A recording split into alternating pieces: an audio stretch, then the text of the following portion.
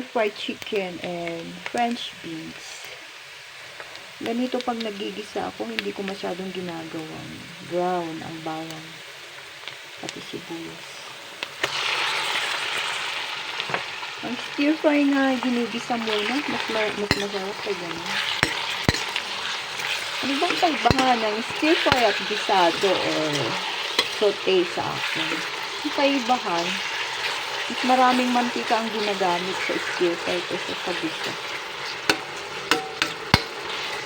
Tapos, may tubig na konti ang saute, ang gisado.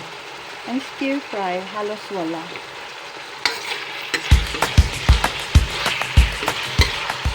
So, stir-fry ito.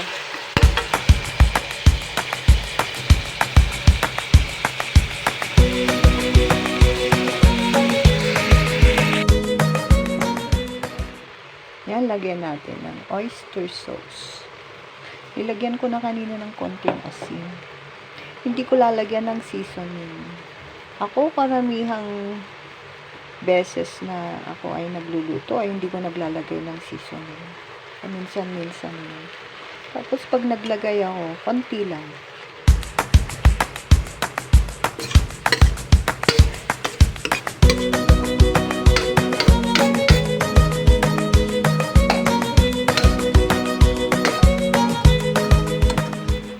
Lagay ko na itong French beans. Halos nagsabay, ano. Kasi ang karne na frozen ngayon, madali lang maluto. Halos sabay na sila ng mga gulay. Ang tagal na nasa ref nitong beans na to, kaya lulutuin ko na. May mga sira na nga hiniwalay ko. Inalis ko. Ganito lang ang itsura nito. Tapos, hinihalo-halo lang hanggang sa maluto. Hindi lalagyan ng tubig. Ganito na to. Maluluto rin to mamaya. Okay? Kahit ba napatayin ko ang camera, alam na ninyo. Ganito lang.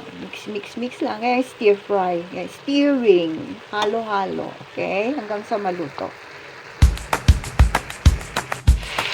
Alright, end of video. Thank you for watching. Please subscribe to my channel. Good day.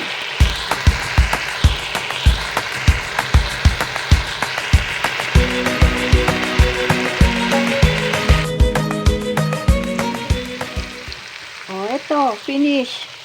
Tapos na talaga ang stir-fry chicken and French beans. Bye-bye!